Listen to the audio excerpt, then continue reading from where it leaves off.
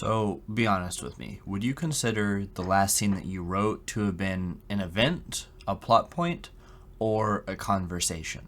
Better yet, are you writing conversations or arguments? If you're coming to this video because your characters are feeling flat and unmemorable, you're probably writing events or conversations. Now, I don't blame you, because the way that I was taught to think about writing story was to string together plot points, to string together character conversations, and not arguments. By this, I don't mean that you have to write your own version of the Before trilogy, where the entire thing is literally a series of two characters arguing. It's more about a shift in approach and perspective. Whether we're talking about direct confrontation, a quiet disagreement, or even an internal struggle, conflict and tension gives a scene purpose and shape. Ask yourself, what does each character want at this moment, and what prevents them from getting it? Even scenes of cooperation should contain tension, different perspectives, goals, or secrets. Without this friction, scenes will fall flat and feel directionless. Argument doesn't always mean fighting, it means clashing desires. My name is Albert Ellison. I'm an award-winning independent screenwriter and filmmaker, creator of a film called The Profession, which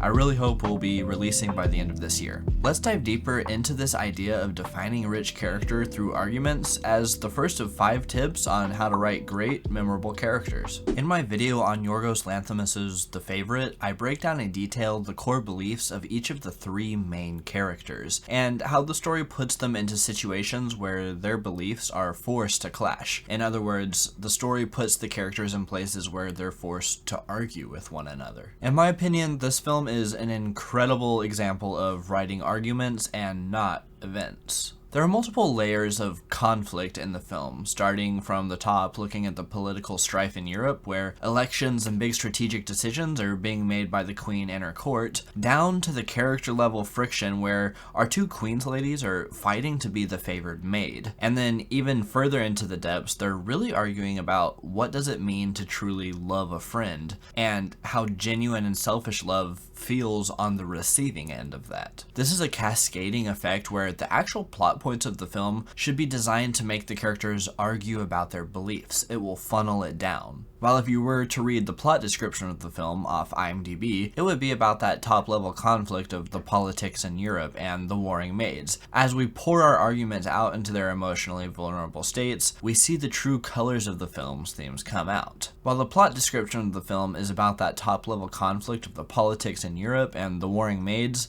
as we pour those arguments out into their most emotionally vulnerable states, we see the true colors of the film's themes come out. This is why you shouldn't think about the plot points as ways to only push the external events of the story forward, but also to flush the characters into arguments that reveal their true beliefs. Every single scene in your story should be an argument where your characters are either attacking or defending. This aggression will force your story to turn and to keep pace. To build on this, we need to look at theme as the gatekeeper of our story. I always have ideas for different characters, but ultimately the deepest level of argument, the true meaning of the story, aka the theme, has to be the deciding vote on whether a character fits in your story or not. Does this character offer a specific perspective into the argument around the core themes of the film? The way I like to lay it out is as if the film is a tug-of-war. There must be one central idea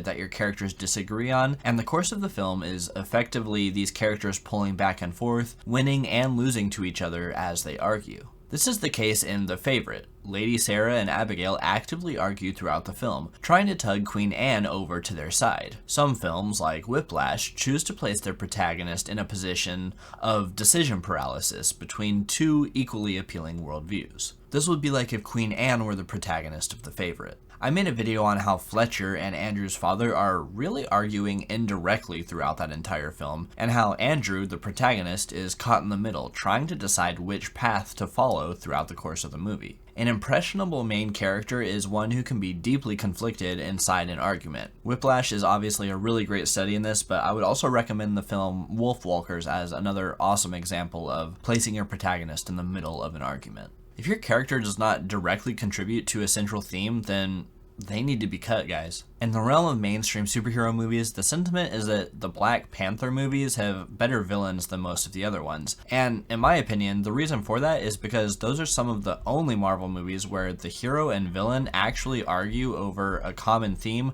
rather than only being connected through stale external conflicts. Pay attention to these films and see how there are no characters that don't have a say in the worldview of the film. Go through and vet your characters, even the ones that you love most, and make sure they're all bound by the central theme of your story. If any character doesn't directly contribute to this core theme, let's say it again, they probably need to be cut from the story. The third tip I have for you is to speak your dialogue out loud when writing it. I made this rookie mistake in my film, The Profession. I wrote the entire thing without ever performing any of the dialogue myself, and thus it was written to be read and not said. It wasn't until we got on set and actually began filming that we realized that the dialogue was borderline unspeakable and made the entire experience really stunted and awkward, honestly. It's easy to forget that people don't actually speak in full, unbroken sentences most of the time, and learning to write in broken and culturally biased language, it may be a steep learning curve, but it's an essential one for authenticity. Because of our production restrictions, we ended up having to shoot The Profession in 2 parts, a year apart, and it's funny seeing how the performances and flow of the dialogue is uneven from scene to scene because I rewrote all of the dialogue left in the script in that interval between the first and second shoot.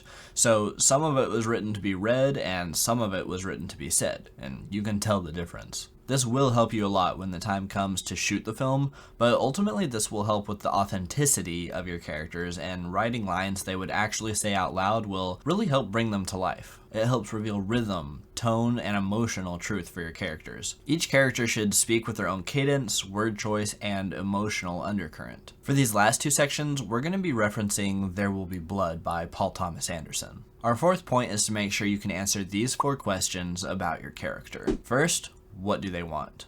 Second, what secret in their past defined them? Third, what is their pivotal change?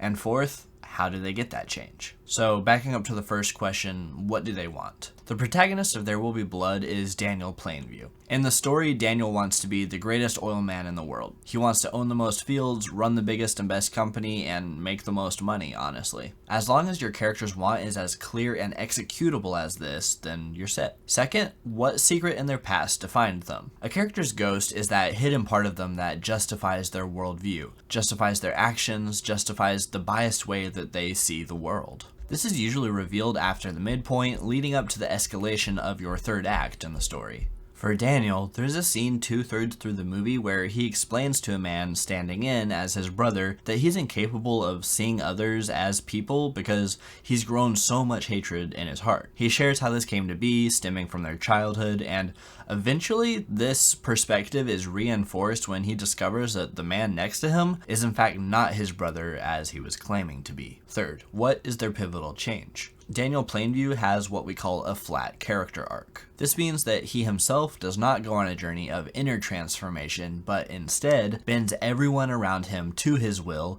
and the journey he goes on turns out to only truly reinforce the beliefs he initially held, as I mentioned beforehand with his ghost. Even still, understanding the point A and B of your character is vital. Despite not changing inwardly, he does bend the world to his knee. At the beginning, he's a lowly prospector searching for his own starting point, and at the end of the film, he's the lord of the oil fields. Fourth question, how do they get to that change? This question is what the meat of your movie should be answering. Your story should be a series of arguments between characters that culminate in this journey. One change after another, one battle won, one battle lost, until we get from point A to point B. In There Will Be Blood, the majority of these arguments are between Daniel and the people who occupy the land he is seeking to obtain. He must outwit, outbargain, swindle, and kill in order to claim what is his destiny. Following these 4 steps will lead you to success in writing a well-rounded character, but there's another step that will really allow your character to come to life in their own world. And here's the challenge I have for you. How can this character say what they want to say without saying anything at all? The first half to this equation is considering actions over words. In There Will Be Blood, the opening of the film is completely free of dialogue, and yet we come to understand the entire core of Daniel